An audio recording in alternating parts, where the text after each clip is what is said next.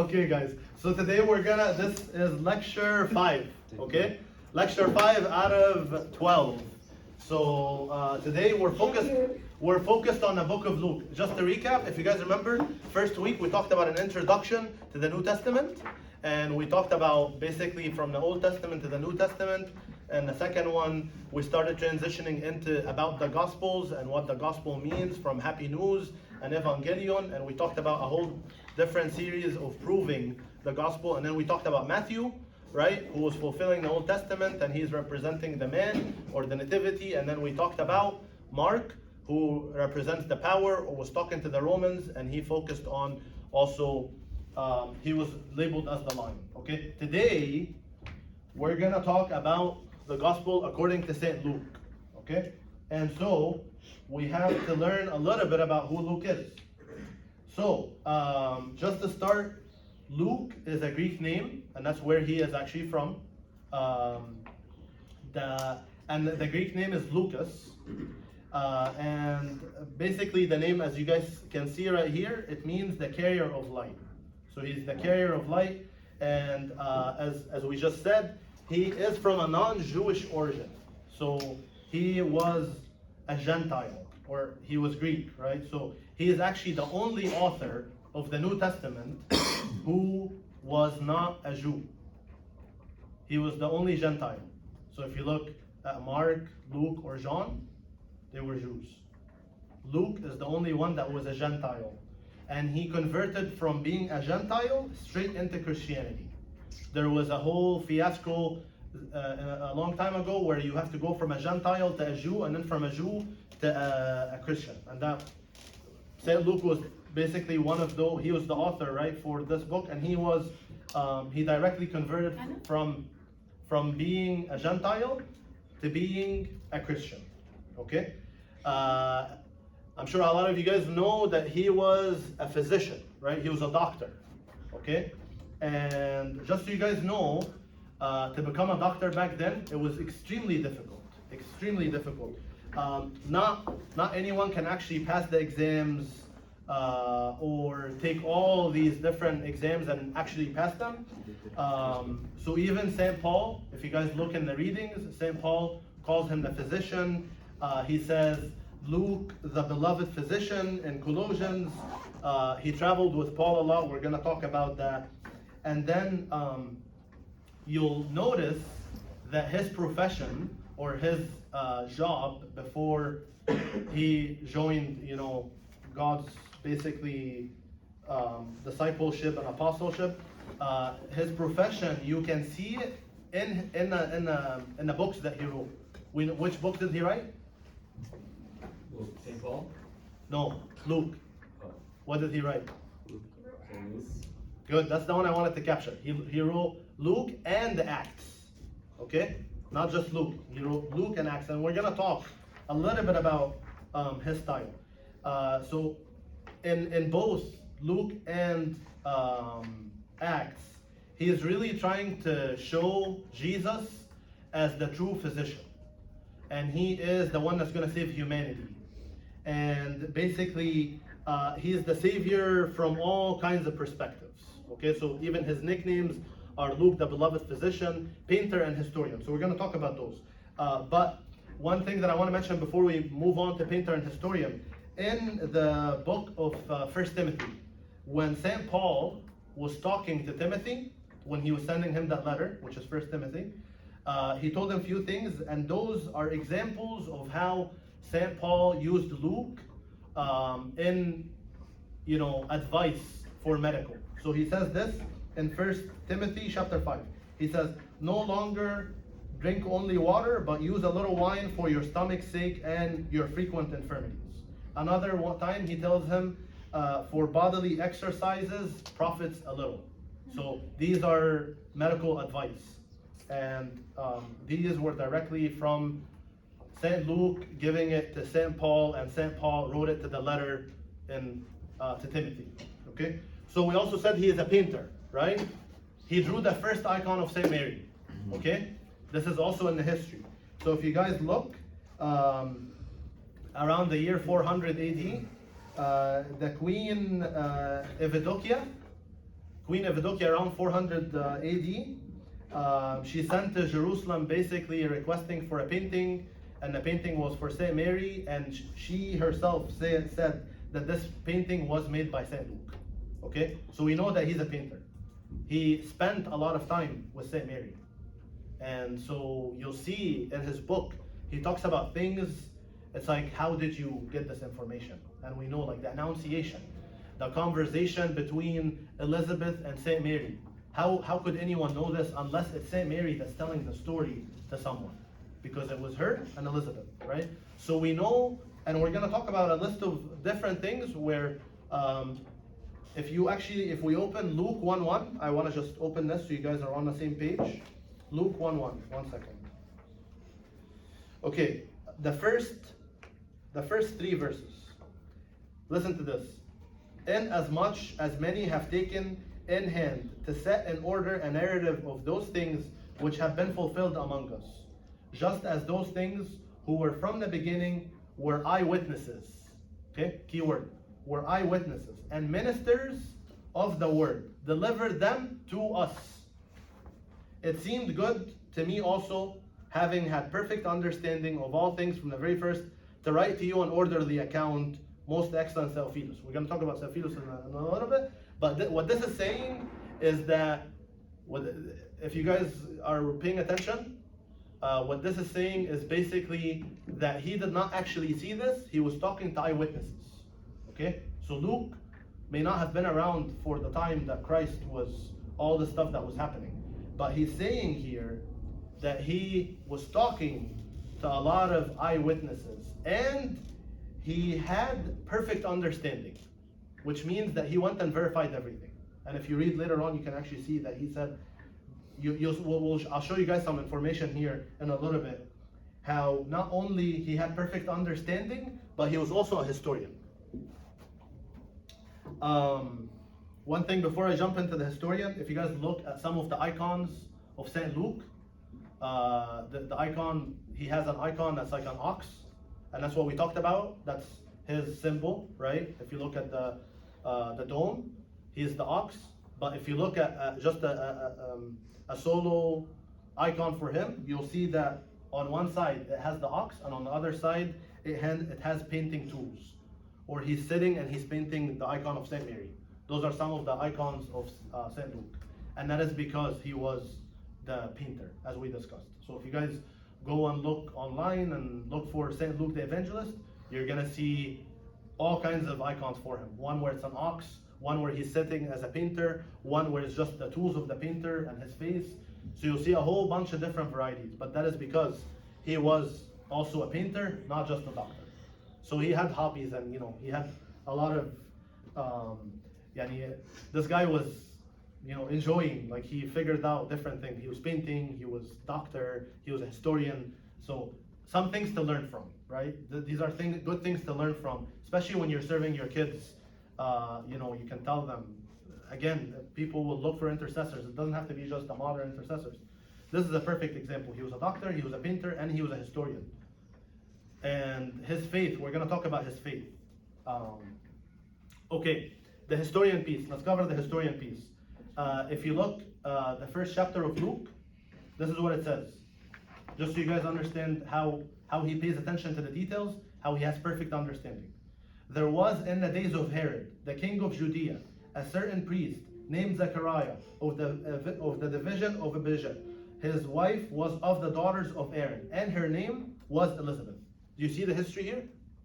He provided so many names, which division they're from, Herod was the king. If you look at the other authors, like Mark specifically, it just try to find this. When you compare it 1-to-1, it is the shortest sentence, and it has half of these details. Okay, this is what I mean when I say he's a historian, and he's very detail oriented. Okay, now the question is, was he one of the 70 apostles? Yes, he was, and basically the early fathers have a lot of information that support that. From in the book of Answering the Heresies by Saint Jerome and Saint Gregory the Great. He's also mentioned in the Synaxarium. I would tell you guys to basically go read this when you get a chance. His story is actually incredible. I'm gonna touch on it very lightly today. Basically, his story of how he was martyred. Anybody knows his story? How he was martyred? So he was basically, I'll cover this here in a minute, but just a short snippet. Basically, Nero, the emperor, he basically, what's up? No, keep going.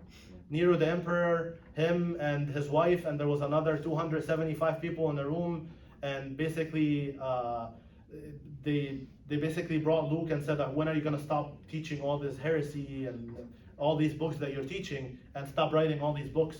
And he told them, I'm never going to stop, this is my faith. And so the emperor orders for his hand to be cut off. And basically after his hand is cut off, he tells them, I have no fear of any of this. He takes his hand, he reattaches it. And it's back one piece, and then he takes it again and separates it. And then the emperor orders everybody in the room, including his wife, to die. And then he killed all of them. We'll talk about it here. But it's an incredible story if you guys haven't heard about it. Okay, let's move on. Wait, was his wife a believer? She became a believer after she saw what Saint Luke did. Oh. Her and the 200, so it was a total of 276 people. So like everybody in the got room jealous. became- Everybody in the room got beheaded. Right Because after. they became believers. He killed his own wife. Yes. Because they became believers. Yes. This is very regular, by the way. When Saint George, we know Saint George, right? The wife of the emperor actually was witnessing a lot of the miracles that he was doing, and then he ordered her to be killed too. So this is very normal for the emperor. Yes, you just put it right back on. Go read this in experience. It's you guys need to read about, I gave you guys a lesson before in middle school, if you guys remember, about the 12 disciples and how each one died. Okay?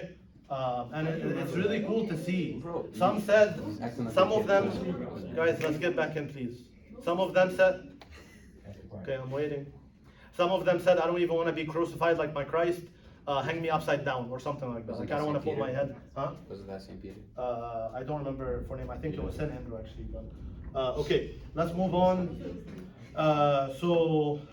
Here, this is the evangelical ministry. I'm gonna lightly touch on this because there is a whole 10 minutes online on YouTube that actually walks you through his evangelical ministry. So I'm not gonna go too much in data here, but you guys can see the amount of trips that he has taken. He also, this is not very accurate because he did go to Egypt after St. Peter and St. Paul died in 67 AD. He went to Rome, he went to Egypt, and so he's been all over these places in Malta, Italy. I'll give you guys a quick preview here. So he went with St. Paul during his second trip, his evangelical trip. He also stayed with, so that was in Troas, if you look at it here. And that was after, if you guys remember, when St. Paul had the vision with the man of Macedonia, right, pleading to him, come over to Macedonia and help us, and then he escorted him. And then afterwards he went to Philippi again with St. Paul around 51 AD. And they stayed and preached for about 6 to 7 years. And then St. Paul left, but St. Luke stayed. And then he got reunited again with St. Paul. So as you can tell, he's been with St. Paul a lot. This is the message that I'm trying to deliver here, is that he spent a lot of time with St. Paul. Mariam, get off your phone. And he even spent time with him in prison, okay, 2 years. Okay, let's see. So also in Colossians, one thing here to share about, go ahead. I was going to say, so St. Mark also went to Egypt when Yes. Peter and Paul died. Did he Yes. go with Mark, or did he go with Luke? No, they did not go together, but I'm sure they probably met up. I don't know if they did or not, but I'm sure. A cup of tea together. Yeah. Where you at? But yes, you're right. Good memory, because we talked about that. Okay, let's keep going. In Colossians 4:14, in Colossians 4:14, St. Paul, when he was taken captive, he says this. He says, Luke, the beloved physician, and Demas greets you.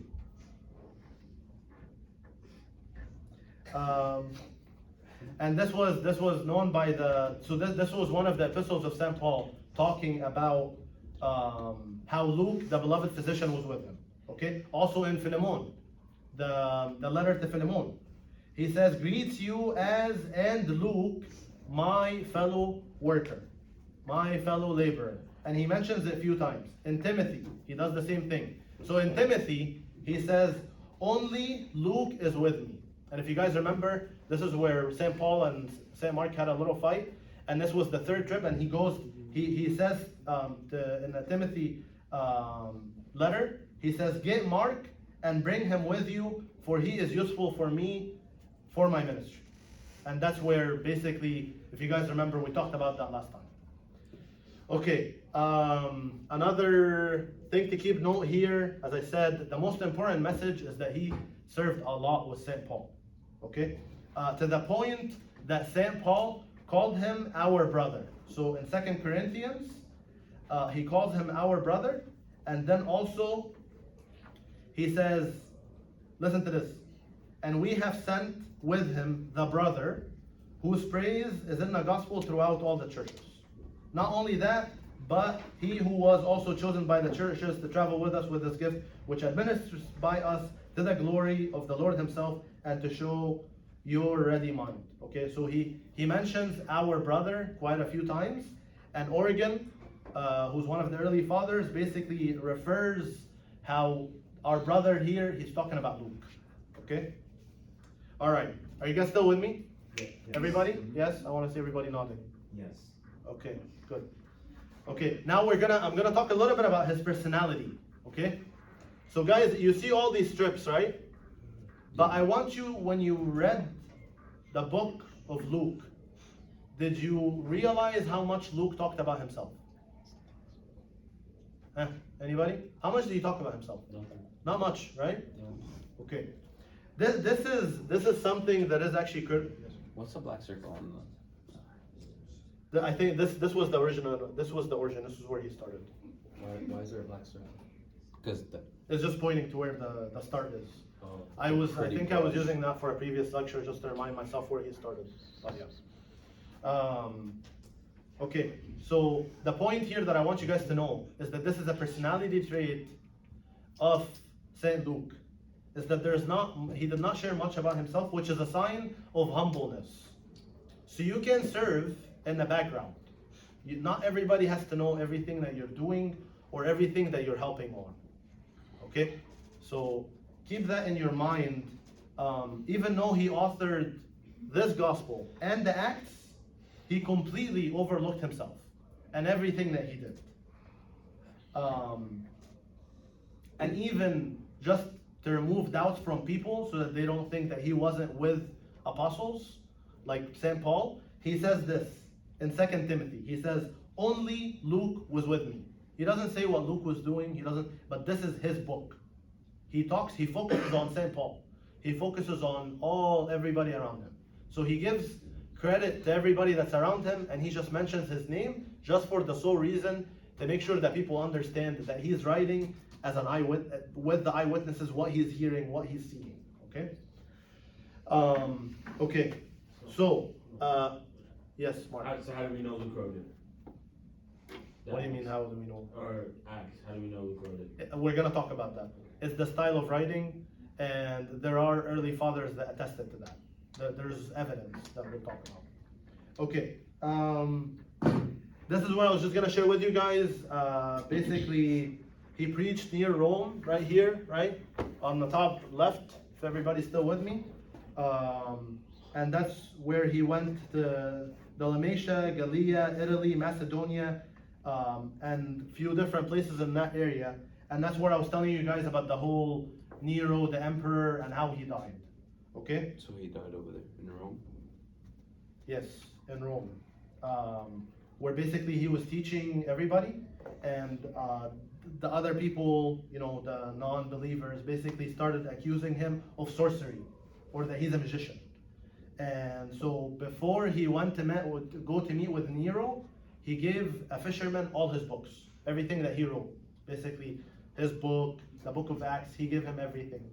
And then he told the fisherman, and you guys can find this in the Sanexarium story that I'm telling you about. He told him, take these and keep them, for they will be useful to you and will show you God's way. Please, no phones. So he knew he was gonna He's trying to die. Huh? So he knew he was gonna die. Yes, of course. So just a little bit more details on the story. Saint Luke came before Nero, and Nero asked him this. The emperor said, "How long will you lead the people astray?" And Saint Luke told him, "I'm not a magician, but I am an apostle of the Lord Jesus Christ, the Son of the living God." And then the emperor, as I said, he ordered to cut off his right hand, saying, "Cut this hand off which wrote the books." And then the saint basically said back to him, again, it's all from his Exterium, "We don't fear death or the departure from this world, and to realize the power of of my master." And then he took that severed hand and he reattached it to the proper place. And then he separated it again. And as I said, there was 276 people in that cabinet, and then the emperor wrote a decree basically to get everyone there to basically be killed. Okay? Saint Luke was alive for about 84 years, and he lived a celibate life, a virgin life. He was dedicated to God. Okay?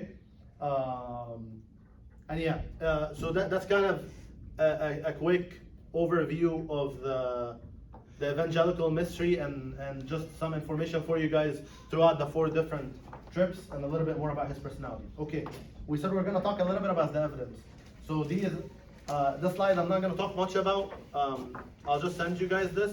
But these are basically testimonies these are external testimonies that this was written to the Greeks, and that St. Luke was basically the one that wrote it. So just a quick one here. Irenaeus is a very famous early father. He said, "And Luke, the fellow of Paul, wrote his gospel declared by Paul." Okay? So you guys can read the rest of these. St. Clement of Alexandria, St. Justinus, the martyr, St. Jerome. But basically, the style, the language, the idea, and the concepts are all the same in Acts and in Luke. Okay? Okay. Another thing that I want to mention here, as we talk about this, that I forgot to mention, was Theophilus. You guys remember where he kept saying, "This is written to Theophilus," right? A lot of people wonder who is Theophilus. Well, so Theophilus, there's a lot that's being said about Theophilus. Basically, some say that he was his friend. Some say that he was his servant or his يعني عبيد. Servant, right? Slave. He was his slave, and he freed him. And some say that he was just a friend. But if you guys go look up what the word Theophilus means, it just means a person who loves God. Okay? So just keep in mind that this is basically talking to all the believers. Yes. You said he was Greek? Who was Greek? Luke. Yes. Okay. He was Greek. He was a Gentile. Okay. And did they have slaves? Yes. They were very rich. So Luke came from a rich background. Yes, very rich. Greeks were extremely rich, guys, and they were the kind of people that care about nature, they care about humanity, they care about people. So if they cared about people, why did they have slaves? That's just the history. But again, that is one of the concepts that they're saying, is that he might be his slave or he might be his friend. But those are just, as I said, there's different scenarios that they said who he is. But at the end of the day, we know what it means. And it means a person who loves God or a person who belongs to God. So it's a believer. So you can think of all of us as Theophilus, basically. Okay? Okay. All right. So let's see. I lost my train of thought. I was trying to say here. One thing that I wanted to share with you guys about the book of Luke, before I go into this, the book of Luke is known, and you guys, I saw a lot of the homework said this, is the gospel of sacrifice. Okay, and that's why he is labeled as the ox, right? It's also the gospel of mercy or repentance or forgiveness. A lot of you guys captured that, so that was great. So just keep in mind as we go through this, that this is what Luke was focused on, okay? And he focused on these items because that's what the Greeks cared about. They cared about humanity, and we're gonna see that here in a minute, okay? And really quick, when I said that there is very similar styles in language, I'll give you guys just one example or a few examples. If you look at Luke 1, the first few verses, it says, many have undertaken. And if you look at Acts, it says, since we have heard. And then in the book of Luke, it says, I have carefully investigated. The other one says, we have therefore sent. Okay, there's very similar styles in how he is writing. Another example, in the book of Luke, he says, and not many days after. In the book of Acts, he says, not many days from now. Okay, do you see how it's very, very similar? Again, Luke says, beginning from Galilee. In the book of Acts, it says, began from Galilee. His lot fell. He was numbered. On the earth, the stress of nations. All of the earth on the face. All the face of the earth. Until the day. So you can look at, if you compare, you'll see a lot of similar information. He uses specific words a lot, like perplexed, tormented, talked, pondered, consider, suddenly, continuous, devout, immediately, promise, be merry, instructed, vision, granted. He uses all these words in both books a lot. Okay? And I have the verses of where he uses them, so I can share that with you guys also. That's actually going to be in the notes of the presentation. I want to share it to you. Okay. All right, let's focus on this. So this one here, this is the first takeaway from the book of Luke, is that he narrates the physician words in his writing. Okay, so there's a lot of examples of where he narrates being a physician. Okay, I do want to focus on one story. I want to deep dive it a little bit with you guys. If you guys open Luke 8, verse 40, please. I'm going to open it with you.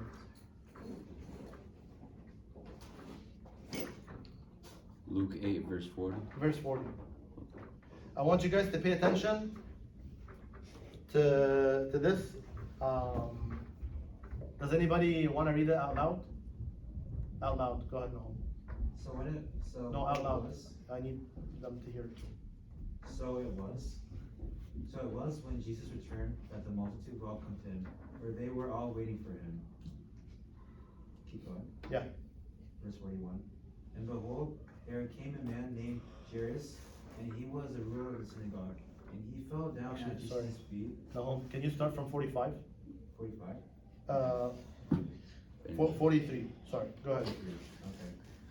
Now a woman having a flow of blood for 12 years, who had spent all her livelihood on physicians and could not be healed by any, came from behind and touched the border of his garment, and immediately her flow of blood stopped. And Jesus said, who touched me? When all denied it, Peter and those with him said, Master, the multitudes throng and press you, and you say, who touched me? But Jesus said, somebody touched me, for I perceive power going out from me. Okay, that's good. Let's stop here. Did you guys catch anything from this? Especially from the style of Luke? He was just talking about a lot of details. He Okay. was talking about like the situation around what was happening, and then he was talking about all the characters that were there. Okay. He mentioned everybody. Very good. Anybody else? Anything that's more specific?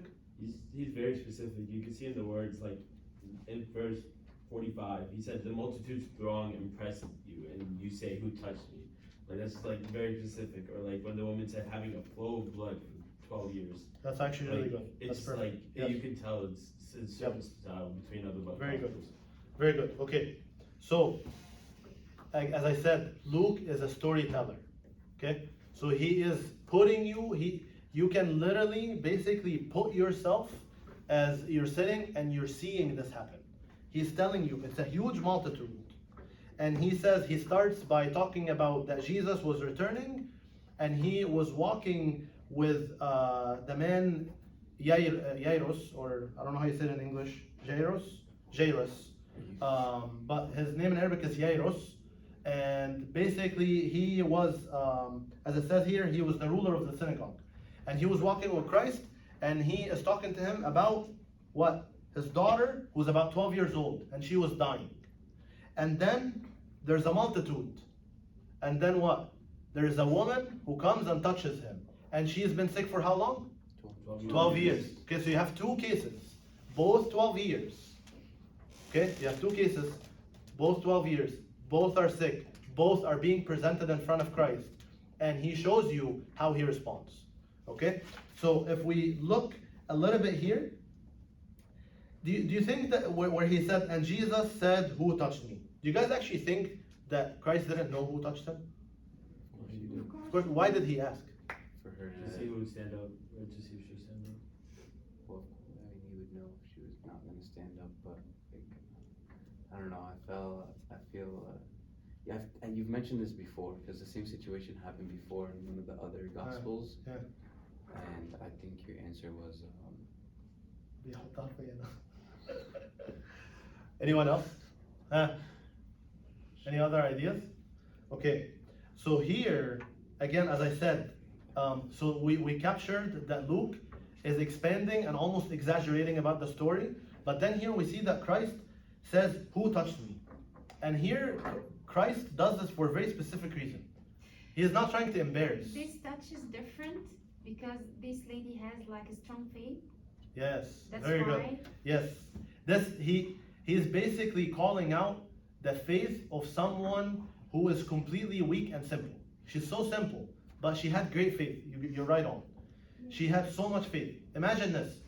It's a woman that's bleeding for 12 years. If you are looking at the public, if people saw her and knew this, they would call her that she's sinful and all this, because that's how it was back then. They would just call her that. But she had such high faith because she created a new concept of a miracle. If you guys look at it, she touched him. Look at all the other miracles that Christ has done before. He touches the person or he speaks to them. She said, just if I touch his garment, I'm gonna be healed. This is how strong is her faith. Imagine that. That was her. She basically had this concept that if she just touches him, his garment, she's gonna be healed. Okay? So Christ wanted to call that out. So and he wanted to say something else here where he goes, but Jesus said, somebody touched me, for I perceived power going out from me. Okay? Christ knew exactly who it went to, and he knew he was giving power. But this is trying to teach you that if you have faith, you can receive that power without even having a conversation. There's no need for that conversation, right? She pulled the power and he felt it. Yes. how, like, okay, so for it to be written, they would have obviously had to know or seen the woman. So was Jesus the one that told this to Luke, or? They were all there. They were all, Yes, everyone that was there. Even when when Jesus said, who touched me, Yeah. Peter couldn't even respond. Yeah. So did they know? No, or Peter Jesus- was like, hey, we're all Yeah. around you. What do you mean, Okay. who touched you? We're all touching you. So did Jesus later tell that story and say Yeah. that was him? Well, if you keep reading the story, so guys, pay attention, please come back. If you continue reading, when the woman saw that she was not hidden, she came trembling. So she came trembling. And falling down before him, she declared to him. So she said her story. Which is another point. I'm running really behind on time here, but I wanted to capture one thing. When Peter told him, the piece that you were bringing up, Kiro, was a good point. Peter told him, what are you talking about? We're all touching you. Yani, what do you mean, who touched you? Here, this is actually a symbol of the Eucharist. We all go and take the body and blood of Christ. But who actually gets touched by Christ? We all take it, but who actually fixes their infirmities? Who fixes that 12-year or whatever it is for whoever it is? Who actually takes that and makes a change and truly has faith? She had faith, she touched his garment, she was healed.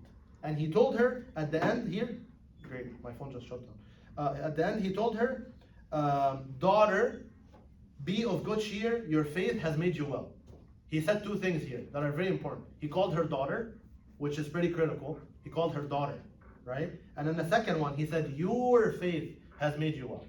So Christ himself did not take credit. He gave her full credit. He empowered her. He made her feel like she did something that was great.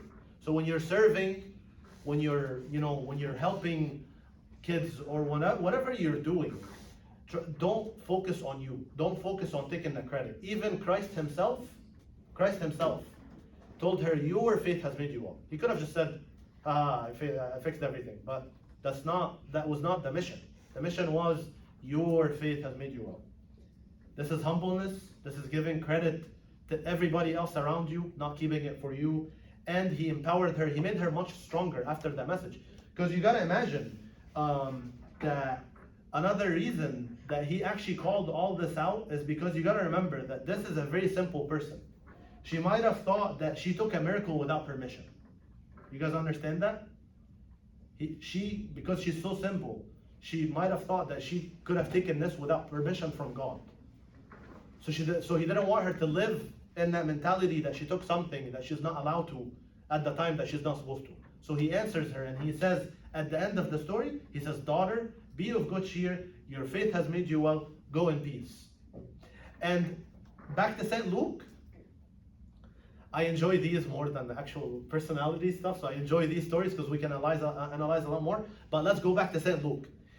St. Luke puts you in a position here where he starts the story by saying he was walking with Yairus to go help his daughter, who has 12 years of infirmities, right? She's been sick, she's 12 years and she's been sick the entire time. So he shows you here about how what Yairus speaks. So while he was speaking, you gotta imagine, this guy, he's like freaking out, my daughter's sick and you're here asking who touched me, who cares? Like, move on, man, I wanna help my daughter, right? She's dying. So do you see how he's putting you in a position, St. Luke? So he goes, while he's speaking, someone came from the rulers of the synagogue's house saying to him, your daughter is dead. Do not trouble the teacher. اللي هو يعني ايه خلاص بقى, he's too late. Okay? I'm not gonna keep going here, but guys, please go read the stuff. It's really beautiful how he responds. He tells him, don't be afraid, only believe and she'll be made well. And we know he goes in, and there's a lot of symbolisms of resurrection when he brings in specific few disciples with him. So go read the stuff and make sure that you deep dive. Okay, let's keep moving forward for the sake of time. Again, there's other examples, as we said here. There's other examples like the parable of the good Samaritan. So of basically how he talks about, from a physician standpoint, that, half dead, his wounds bandaged, pouring an oil on wine. And then the parable of the rich man, he was full of sores, he was tormented, cool my tongue, the maimed, the perfect soundness, the faint. He talks about basically Christ, that is the physician of everything.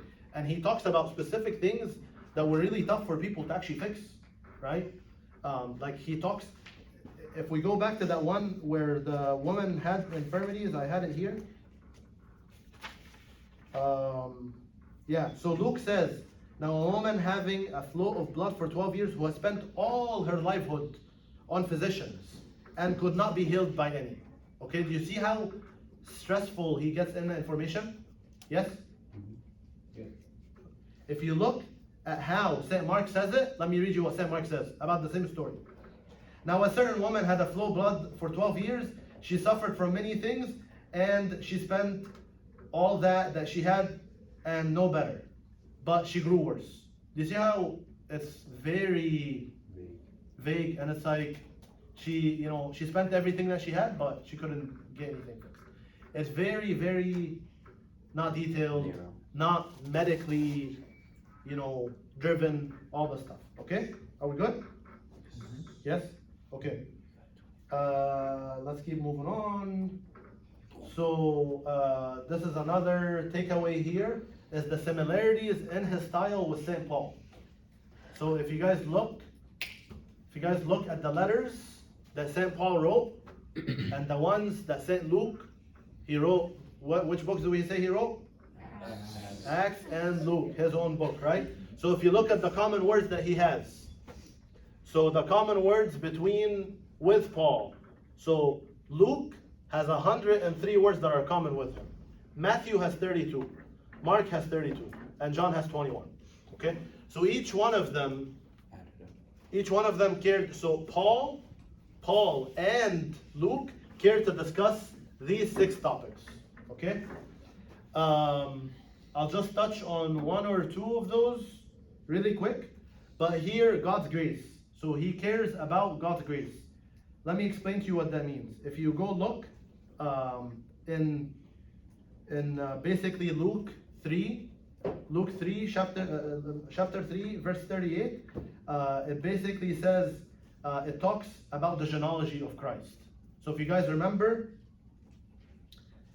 that Matthew, what did Matthew do in the genealogy? Where did he stop? And Jesus. At Abraham, Oh yeah. right? Now, but if you look at Luke, he goes all the way to Adam, which means he goes to the first person that was alive. Okay?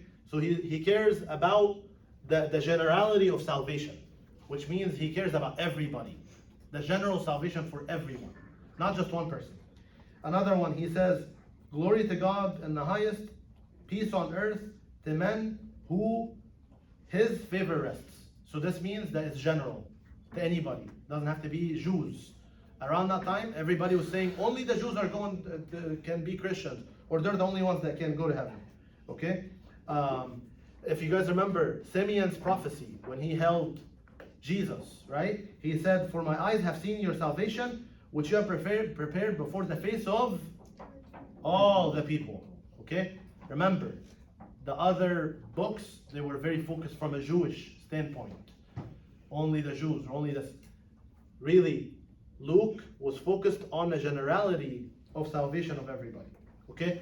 He also cared about loving the poor. So, he is the only one that narrates the story about the parable of the rich fool and the rich man and Lazarus. And he also he focuses, if you guys look on the Sermon on the Mount, where Christ was saying, "Blessed are you poor, for yours is the kingdom of God." Right? Blessed are those who hunger now, for you shall be filled. Blessed are those who weep, for you shall, be happy. But woe to you who are rich. Okay? So he was supporting a lot about loving the poor and the rich. He says, "Woe to you poor, for you have received consolation. Woe to you who are full, for you shall hunger." Okay? All right. Let's see. I'm skipping a bunch of those just for the sake of time. But let's keep going. This is the third takeaway. Here is that he, as we just said, he cared to narrate Christ who came to save all the people, including the Gentiles. So let's look at two verses here. You guys, you with me? Yep. Everyone's awake? Okay, good. The first verse here, if you read it, every valley shall be filled, and every mountain and hill brought low. The crooked places shall be made straight, and the rough way smooth, and all flesh shall see the salvation of God. What's the key word? All. Good job. All flesh. That means everybody, not just the Jews. Okay? He really focuses on not hurting the feelings of the non-Jewish people. In Matthew, in the book of Matthew, he wrote, "Do not even the Gentiles do so?" Right? It wasn't a very sensitive message. But in the book of Luke, the same message that he was trying to deliver, he says, "For even inners love those who love them." Okay? Do you see the different messages? One says, don't even the Gentiles so? Why not? And even them. That's Luke says, "For even the inner lovers love those who love them." You guys see the difference? One is a little bit more abrasive, and the other one is less harsh, more sensitive to the Gentiles. Okay? All right. These are exclusive testimonies, specifically to Luke.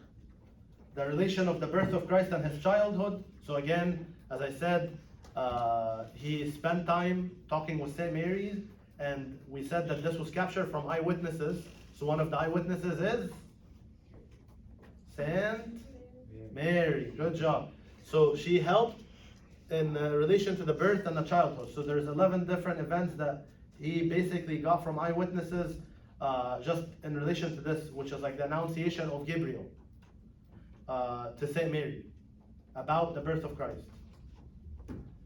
There is the visit of Saint Mary to Elizabeth, who's the wife of Zechariah.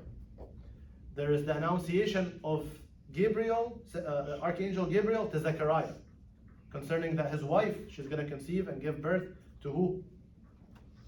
John the Baptist, right? You good? Sorry. Okay. The parallel events with the birth of Christ, the appearance of the angels to the shepherd, the circumcision of Jesus. All these different things are in relation to the birth of Christ and his childhood, and they're exclusive testimonies that were given to St. Luke. And again, as I said, he had perfect understanding. So he went and confirmed everything before he wrote it. The other one here is that he really cared to commend Mary. You guys remember Mary, the sister of Martha? Or she's the sister of also Lazarus. He commended Mary, who sat at his feet. He said that she sat at his feet to listen to him, while Martha was distracted. What was Martha distracted with?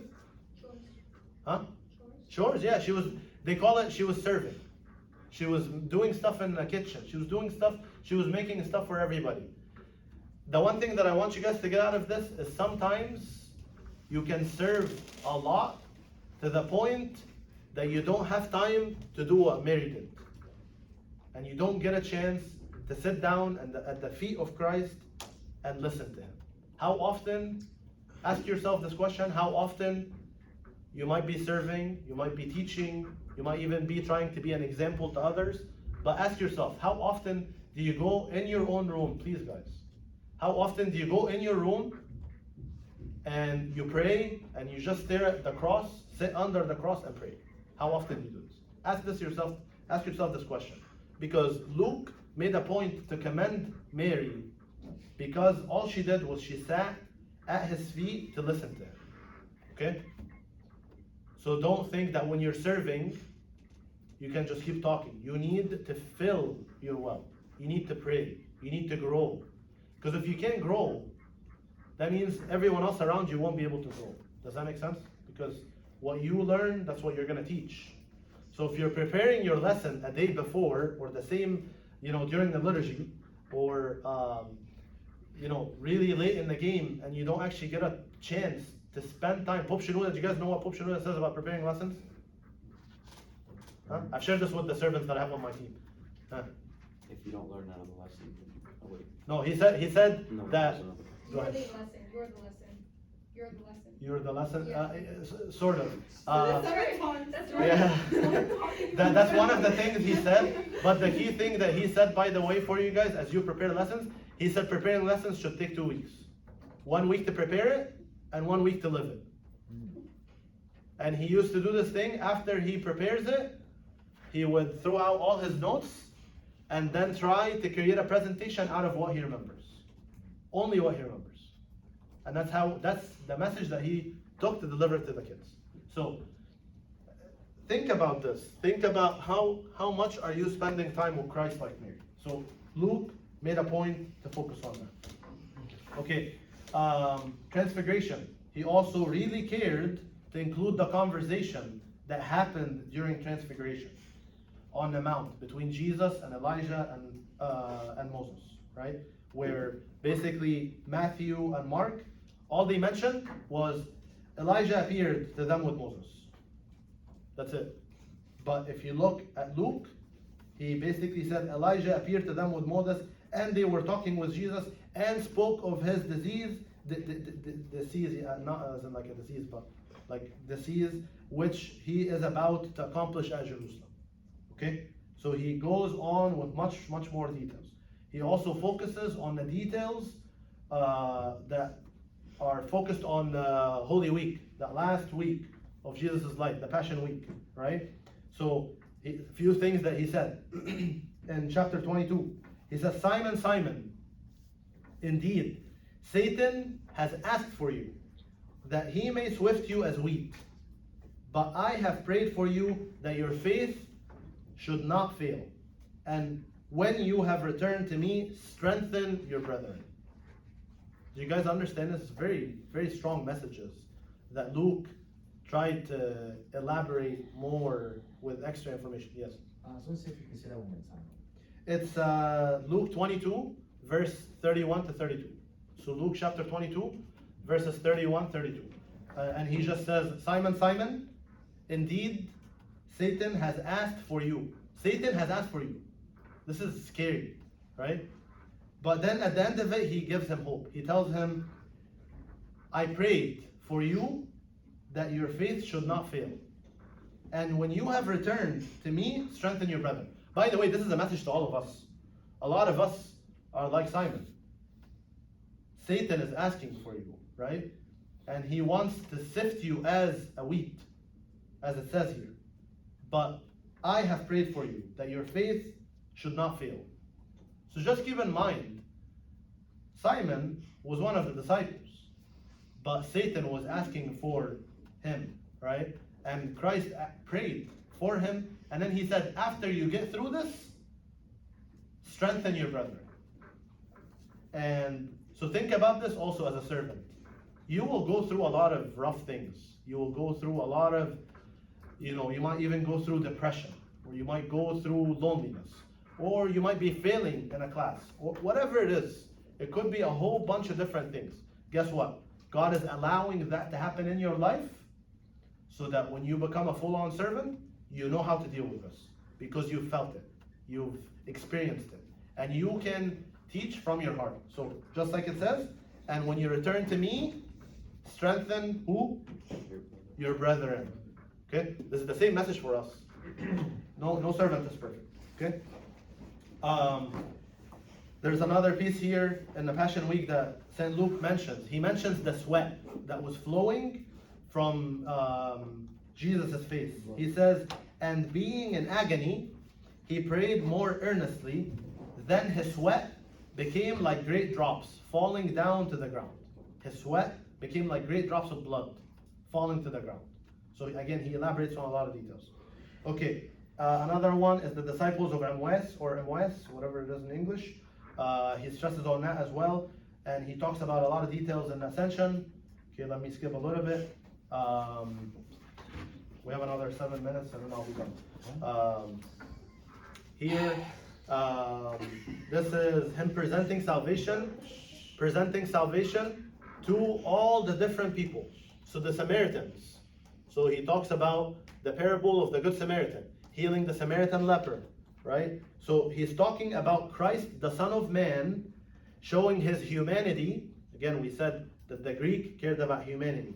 So he's showing his humanity and his mission to save all of the humans. Okay? And then we see that he talked also to the Jews. We already knew that the Jews were covered. But he didn't want to forget them. So he's not biased. He wasn't like biased to Jews or Gentiles. He had everybody. Oh, sorry. But yeah, so to the Jews, he also said, do you guys remember what was the key word from last week? For the Jews from this? House of Israel, or house of Jacob, right? You guys remember that from last week? We said that like 100 times. So hopefully you guys got that. Huh? And you didn't remember? No, I do remember. It's right there. Okay, again, also he cared about the women, not just the men. So he cared about the women, the men, the people that was despised, like the tax collectors.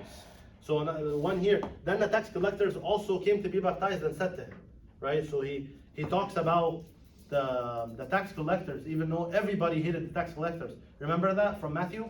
We talked about the book of Matthew and how everybody hated tax collectors. But Christ even came to them, right? Came to the baptized. They came to the baptized and said to him. And then the calling of Levi, the sinful woman in Simon's house. Zacchaeus was also a tax collector, right? And Christ went into his house. You guys remember that story that I shared with you? Yes? He went in his house and he told him, I've done this and this, and I'm going to give everybody this much, right? You guys remember that story? Uh-huh. And the right-hand thief. And then people even that are in high stature. So people that were rich, or like the ruler of the synagogue, Yairus, right? We just talked about him. Or the house of Simon the Pharisee. He went in the Pharisee's house and he was washing before eating. It says when he went in the house of one of the rulers of the Pharisees to eat bread on the Sabbath. So it literally shows you how Christ went to all different kinds of people. Doesn't matter who it was. To the rich, to the poor, to the people that were high up in the class, people that were despised or hated, men, women, Jews, Samaritans, Gentiles, all kinds of different people. he went after to make sure that he saves and that he talks about them. Okay? Again, as we said also, even in the genealogy, he goes all the way to Adam. Okay? Okay. Let's see what else I have here. How many takeaways are there? Huh? How many takeaways are there? Keep it quick, keep it. He's gonna be like 40. No, I think this is the last one. Oh no, there's one more. Press again after I that. think that's it. Alhamdulillah. Okay, but really this is the content of delivery, basically showing you the different pieces of what he was trying to capture in the book, right? So just an introduction, and then his early years, and then how he prepared for service. Then he preached in Galilee, left to Jerusalem, and then crucifixion, resurrection. I'm skipping for the sake of time. And then this is the last one, which is just extra information for you guys. But basically, these are the parables and the miracles that St. Luke covered. Alhamdulillah. Okay? I'm not gonna go in detail of this just for the sake of time. Yeah, let's stop the video. Okay, any questions or any thoughts?